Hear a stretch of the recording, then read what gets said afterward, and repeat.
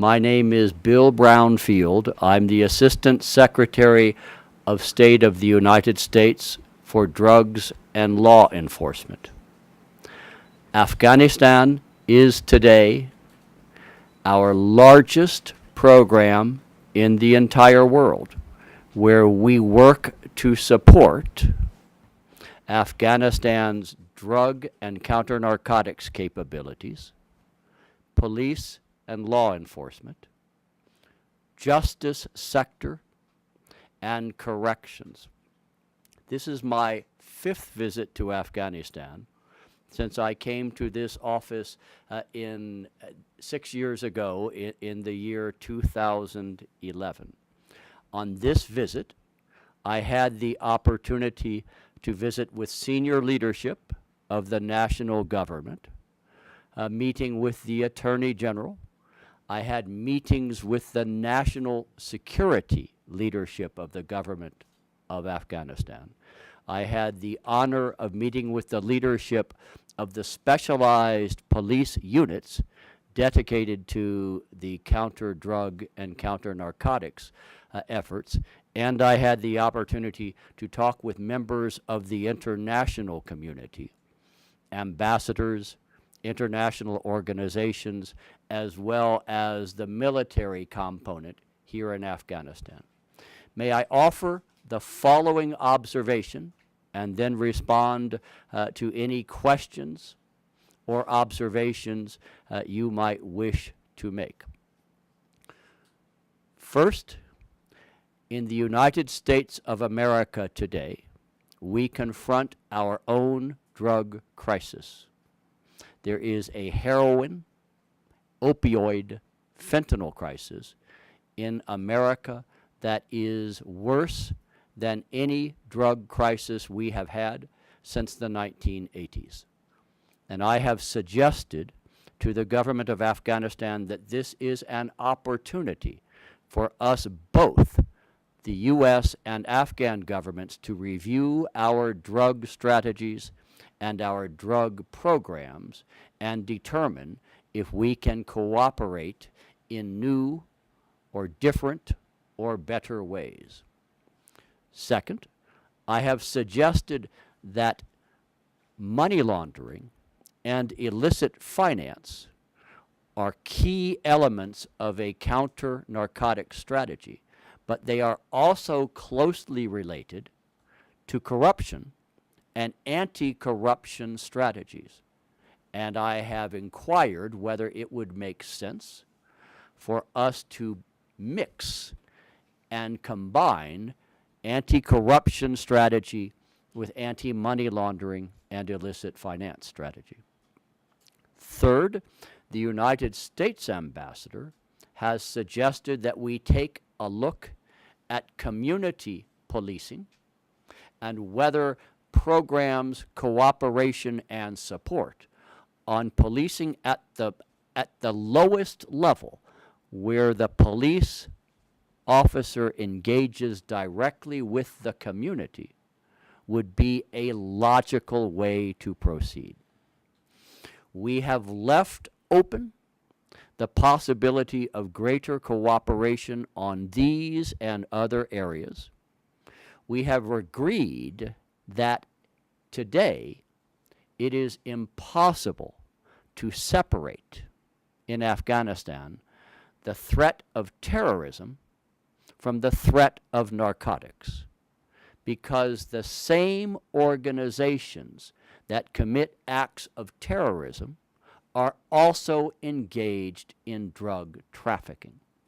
Therefore, it is wrong to suggest that the Taliban is only an issue of an insurgency or only an issue of terrorism.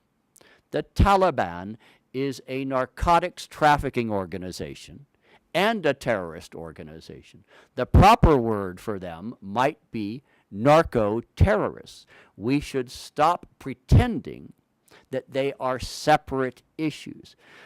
The one is the same as the other. And my trip suggests that we have good areas for future cooperation between the governments of Afghanistan and the United States. That is my statement, ladies and gentlemen, and I now offer you the floor. Please, the floor is yours. Sure. This is Sharif. I'm here from Tlo News. Do you believe that the Afghanistan drug and narcotic strategy is very poor or not? Drug strategy is always broken down into a number of categories. For example, I would suggest that the Afghan government's drug strategy includes 4 basic elements. The first element is interdiction and attacking the processors, the labs, and the organizations, law enforcement efforts. And I think over the last year, that has worked very well. I believe the MOI's specialized units, the NIU and the SIU, in close cooperation with the DEA from the United States, and more recently with some support from Resolute Support and obviously from INL, they have done an excellent job. We estimate that in the past perhaps 7 months, they have removed more than $300 million of drugs and precursors from the market. That's $300 million that might otherwise have been available to the Taliban for their own purposes. On that area, I think the strategy has worked well, and I would like for us to work together to make it even more successful. A second traditional area is eradication and alternative livelihoods. There, the story perhaps is not as successful. There are logical reasons for this. Eradication is always politically unpopular in the communities.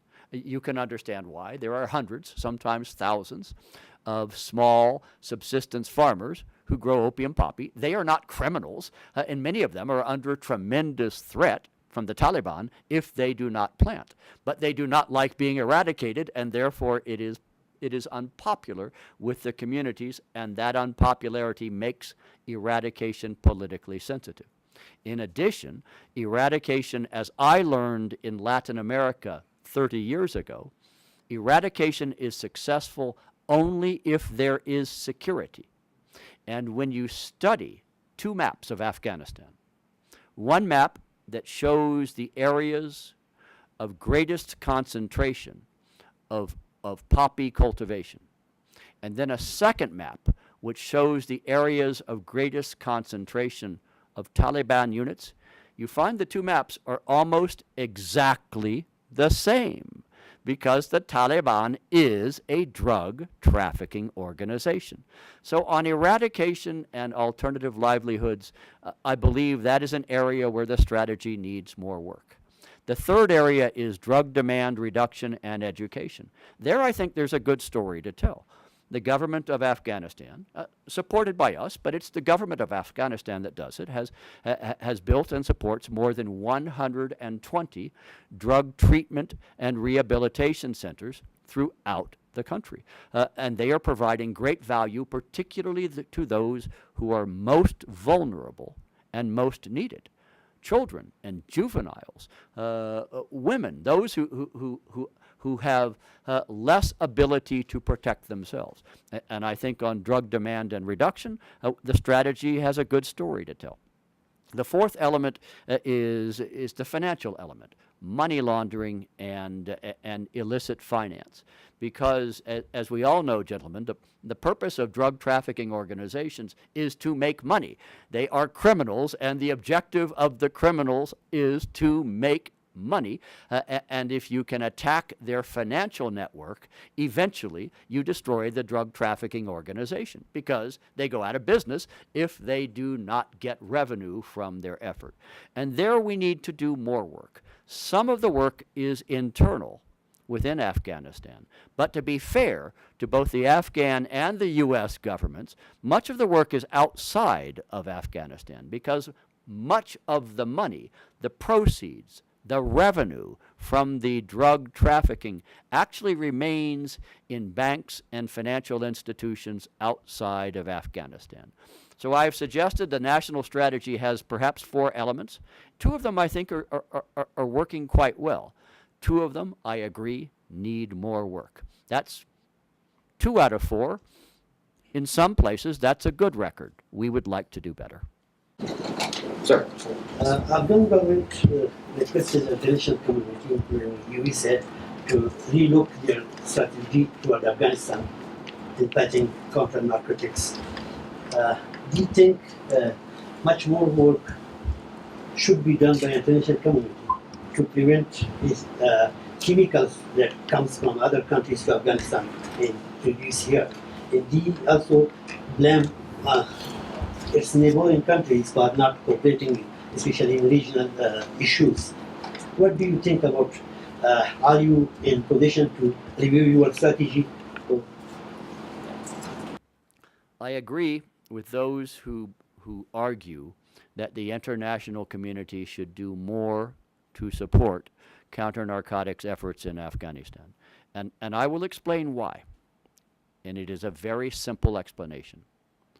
Today, the United States of America is the leading partner and supporter of the government of Afghanistan in their counter-narcotics efforts.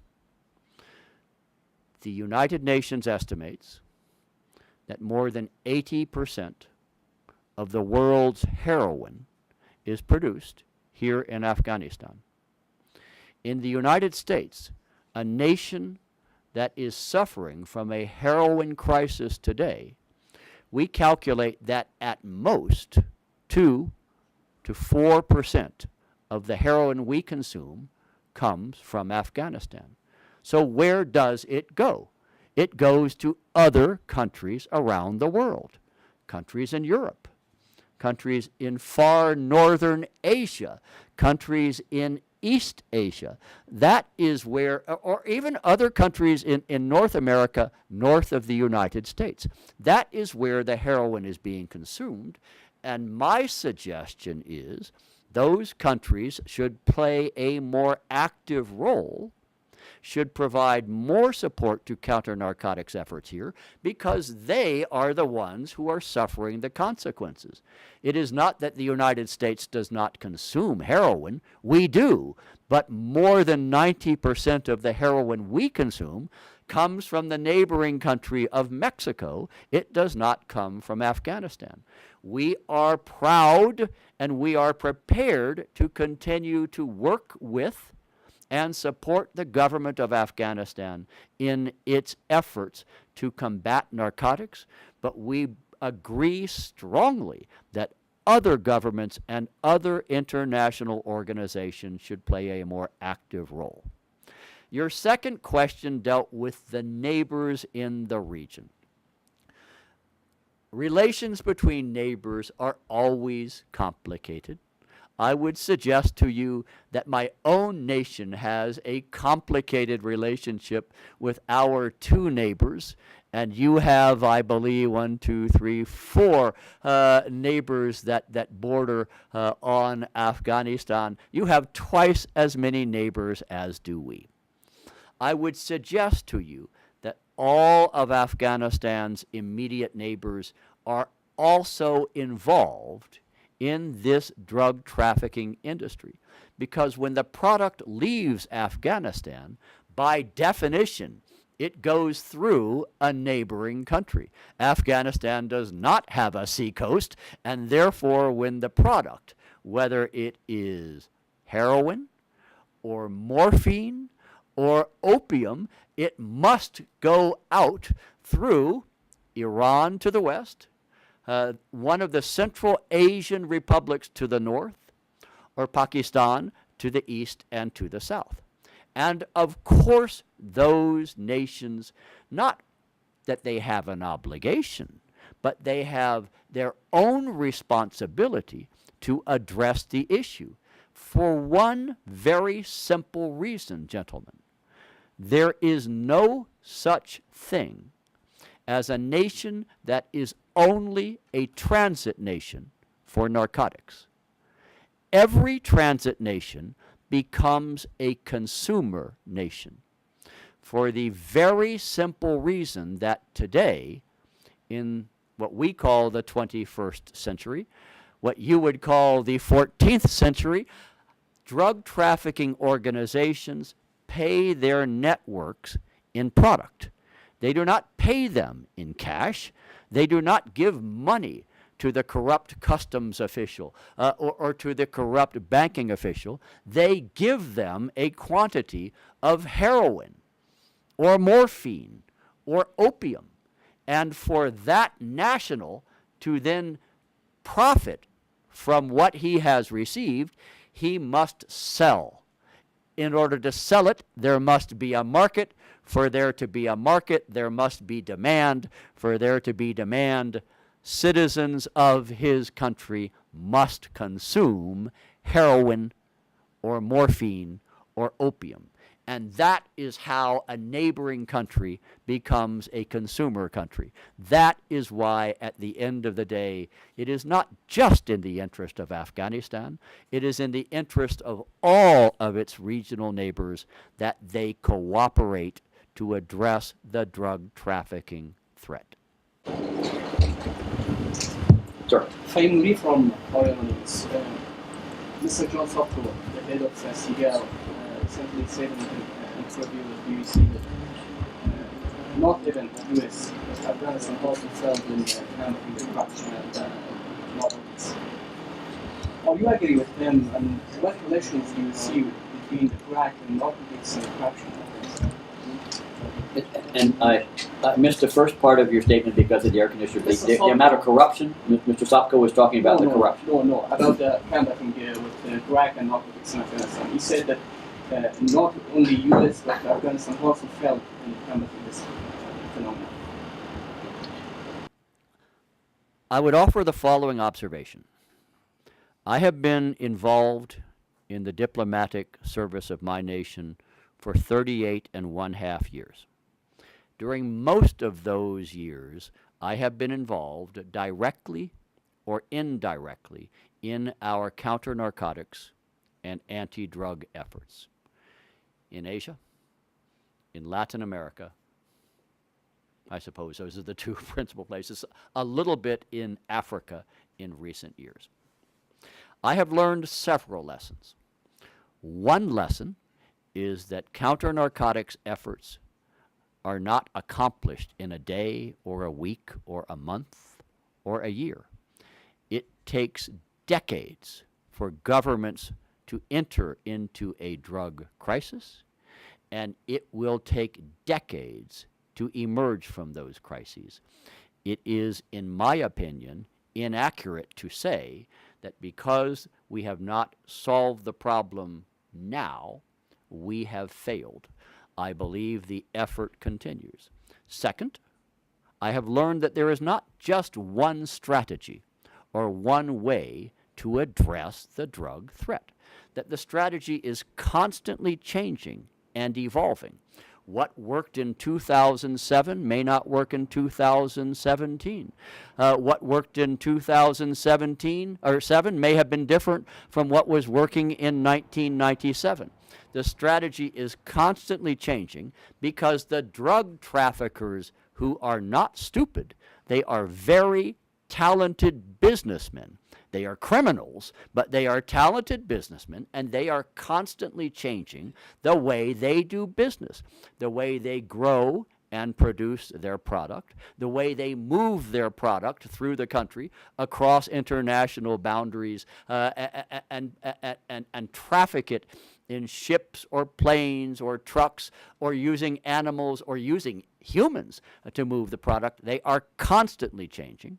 And the way they move their money and revenue is constantly changing. In the 1970s and the 1980s, 40 and 30 years ago, most of the proceeds from drug trafficking, for example, moved in gigantic bulk cash, where they would move tens of millions of dollars, often in a truck filled with currency. That was the way they brought back, they repatriated the earnings that they earned by selling their product in different countries.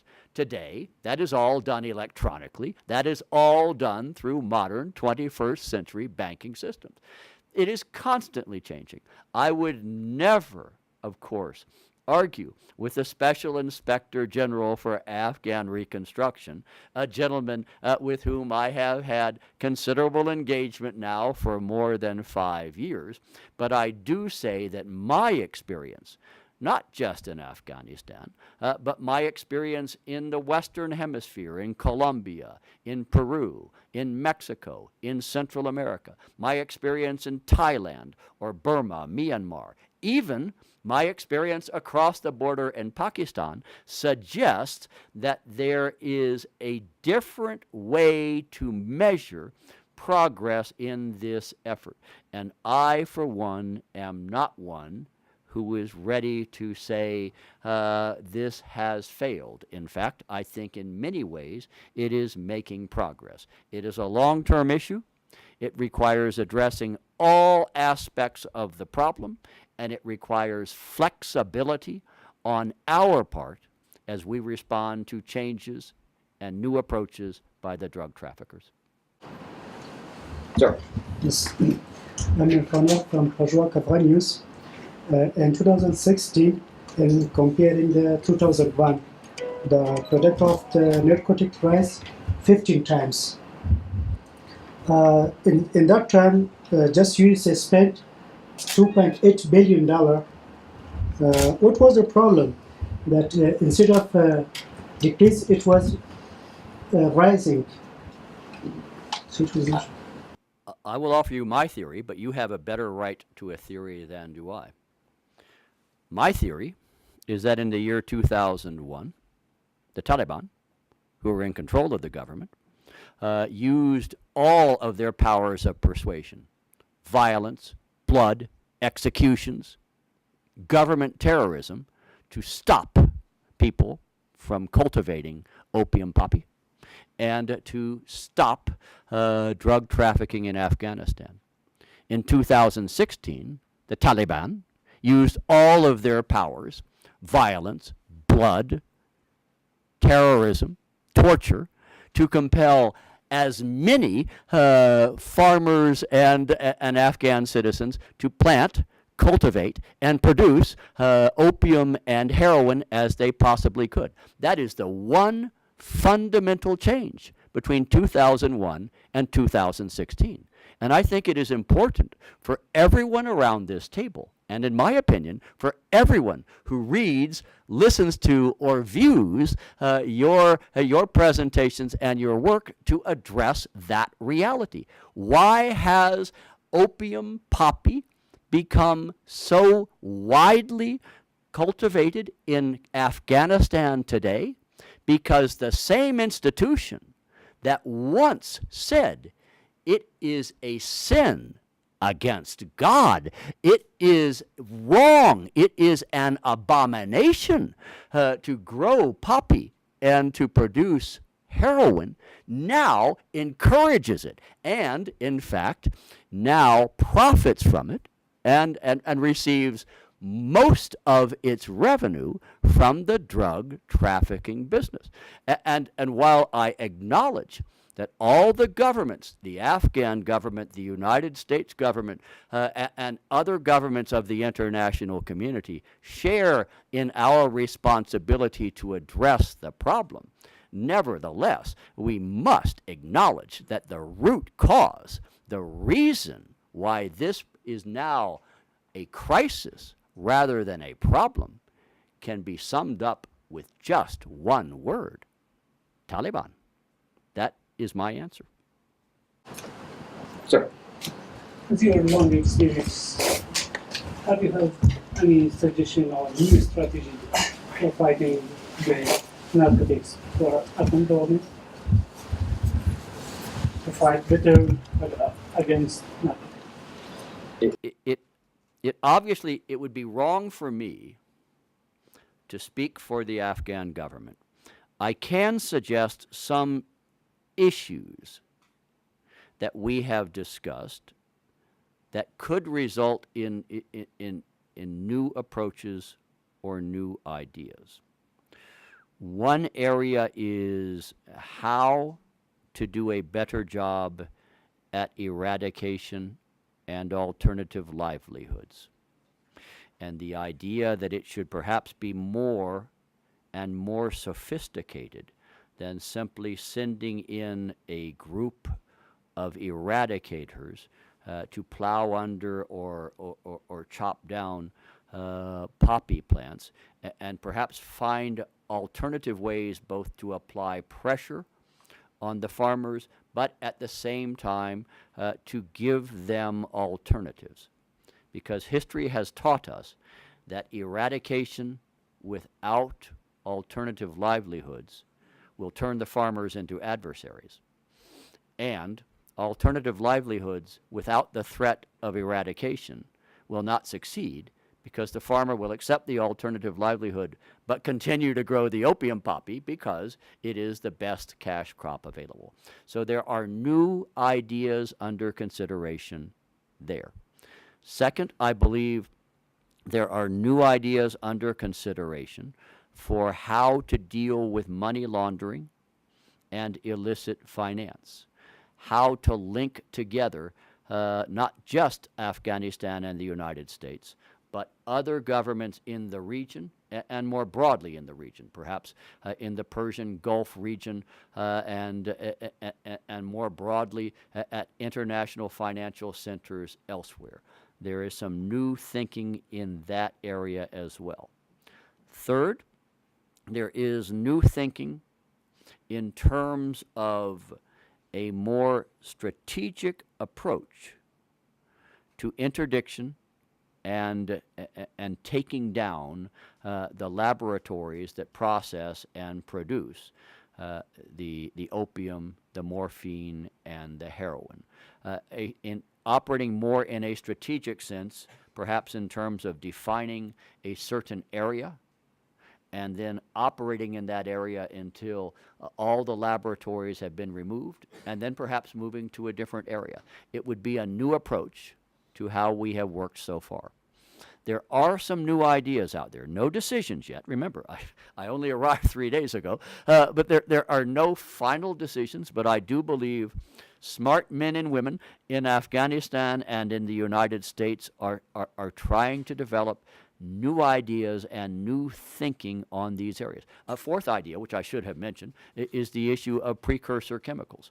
Because, as you know, you can grow opium poppy without precursor chemicals, but you cannot convert it into morphine or heroin without precursor chemicals. And those chemicals have to be produced somewhere and then transported and often smuggled into Afghanistan, and if not smuggled, brought in legally but falsely as legitimate chemicals, and there is some new and creative thinking on dealing with that as well.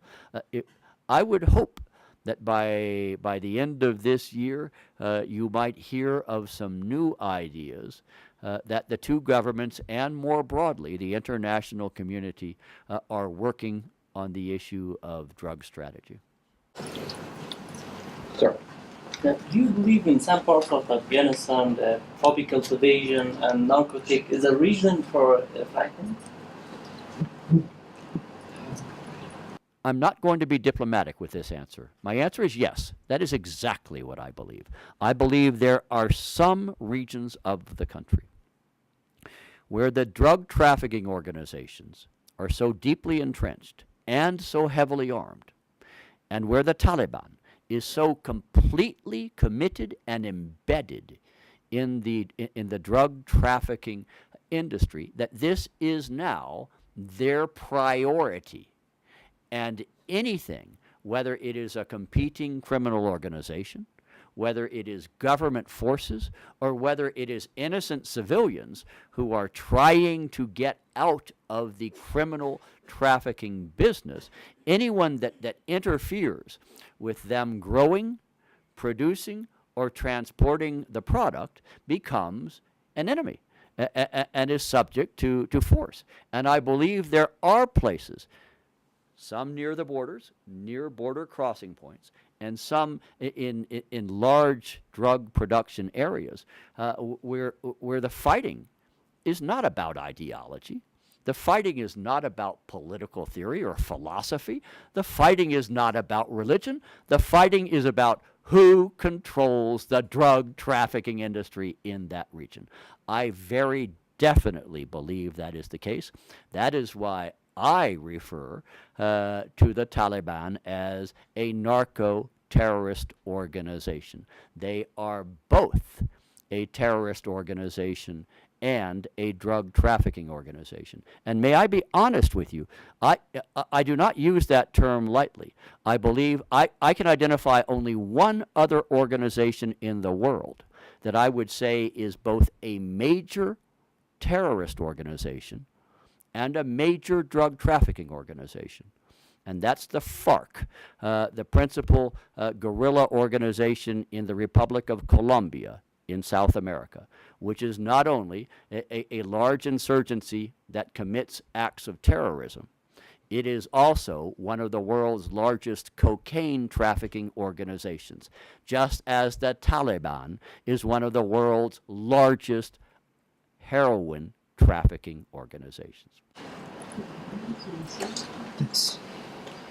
So, one question. In which area in Afghanistan the cultivation, production of narcotic increase, or in which area decrease this year or last year? Look, I'm not going to try to work you through all of the areas. I would offer two sets of concerns. One is the increase in cultivation and production in several traditional growing areas, and that would be in southern Afghanistan, such as Helmand and Kandahar, and in eastern Afghanistan, such as Nangarhar province. There has, for a number of years, been a substantial amount of cultivation, and I would say the challenge there is that there is more today than in past years. The second concern is the development of new poppy cultivation areas.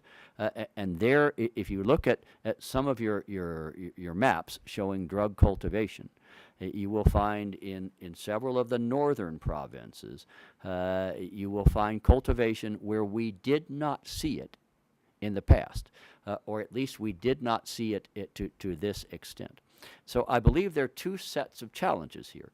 One is how to address the danger in areas where the drug trafficking organizations are well entrenched because they have been there for more than 10 or 15 years.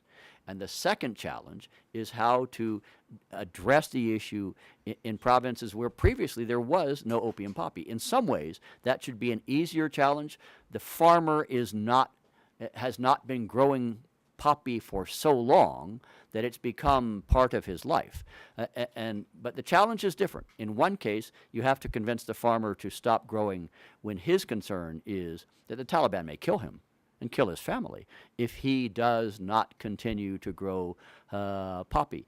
In other provinces where it's new, the hope is that we can convince them that there are better alternatives that do not risk turning them into criminals and give them a decent life.